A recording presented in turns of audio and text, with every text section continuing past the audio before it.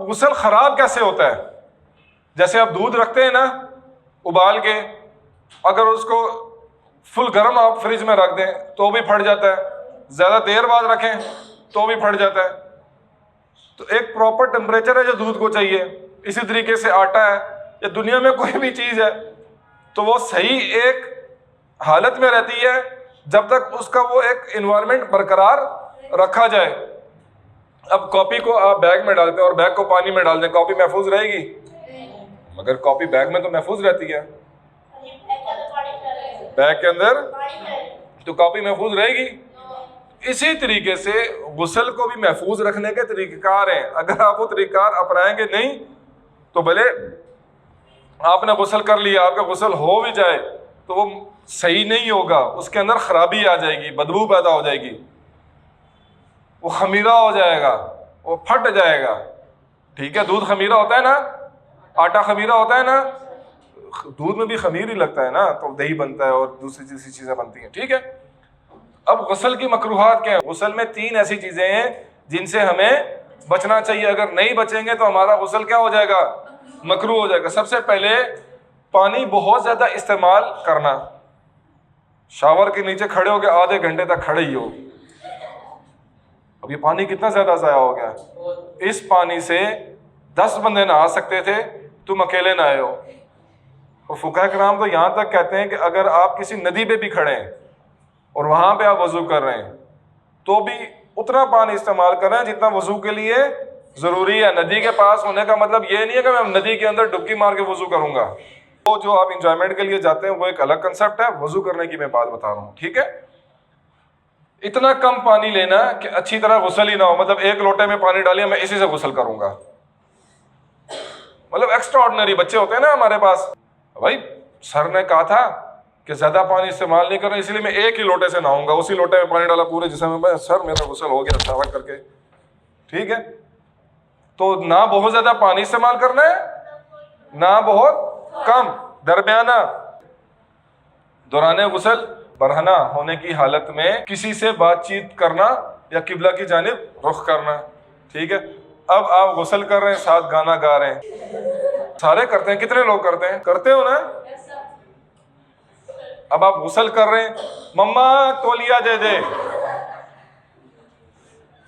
مما کپڑے دے دیں، مما یہ کر دیں، بھائی اپنی چیزیں پہلے مینج کرو۔ یا اگر آپ نے بات کرنی بھی ہے تو غسل کر لیا، کرنے کے بعد جامہ پہنے۔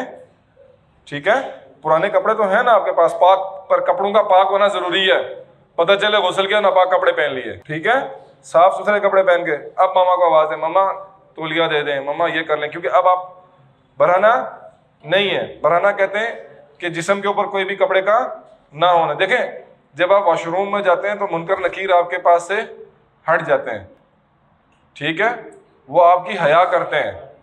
منکر نکیر کون ہوتے ہیں؟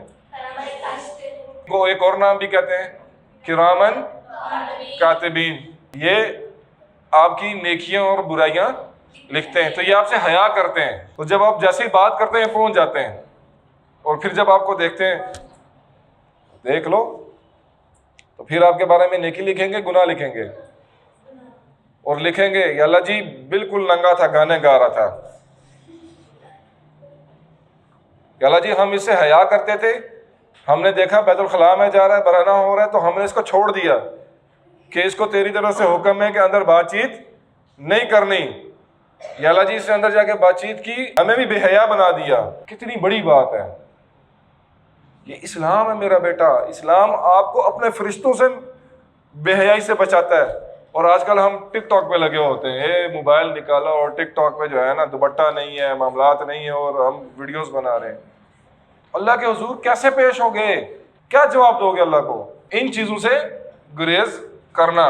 یہاں پہ ایک چیز دیکھ لیں، مرد کا ستر کیا ہے؟ ستر کس کو کہتے ہیں؟ نہیں پتا۔ ستر اس کو کہتے ہیں وہ حصہ جو ظاہر ہو جائے تو آپ کے اوپر گناہ آتا ہے، آپ کے اوپر کیا آتا ہے؟ گناہ آتا ہے، ٹھیک ہے، جس کو ڈھانپنا لازمی ہے، جس کو ڈھانپنا لازمی ہے۔ مرد کا ستر ہے بیٹا جی، یہ یہاں سے لے کے ناف ہے نا، ناف سے لے کے یہ یہاں تک، یہ گھٹنے اس میں شامل ہیں۔ اب میں گیا ٹراؤزر شرٹ پہن کے مسجد میں، ٹراؤزر ہے میرا یہاں تک، ٹھیک ہے، یہ یہاں تک، ہپ لائن جہاں پہ نہیں ہوتی یہاں تک، شرٹ ہے میری یہاں تک. اب میں رکوع میں گیا، اللہ اکبر، پیچھے سے میری شرٹ اوپر، ادھر سے ٹراؤزر نیچے. اب کیا سطر دکھانا جائز ہے؟ نہیں نا. اب کیا ہوگا؟ میری نماز ہوگی نہیں ہوگی؟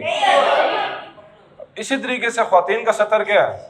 یہ جو ہاتھ کی ہتھیلی ہے یہاں سے لے کر یہ پورا جو ہے نا، یہ پورا ایریا، یہ بالوں کا، یہ اور یہ یہاں تک ٹخنوں سمیت، یہ عورت کا سطر ہے. اور بعض ہاتھ کو بھی سطر کے اندر شامل کرتے ہیں، بعض چہرے کو بھی سطر کے اندر شامل کرتے ہیں.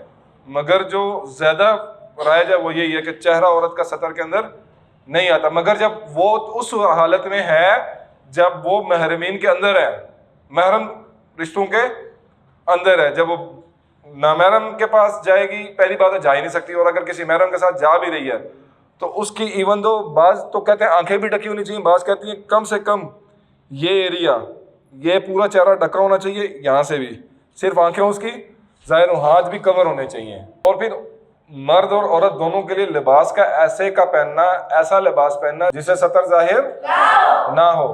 اب میں نے ٹائٹ جینز پینٹ پہن لی، ٹھیک ہے، تو کیا اس سے میرا سطر ظاہر ہو جائے گا؟ مطلب کپڑے تو میں نے پہنے، بٹ کیا میرے پورے باڈی پارٹس نظر آ رہے نہیں آ رہے؟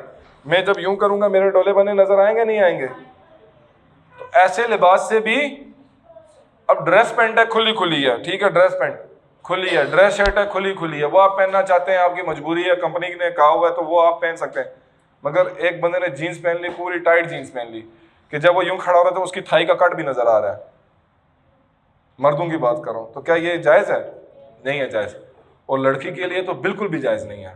تو کوشش کیا کریں میری بیٹیاں کہ ہمیشہ شلوار قمیض میں رہا کریں، اور وہ شلوار قمیض بھی جو کھلی ہو، فل ٹائٹ.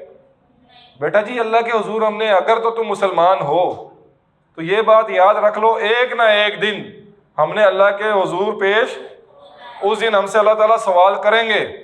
تو ہم کیا جواب دیں گے اگر ہم نے اللہ کی نافرمانی دنیا میں کی ہوگی؟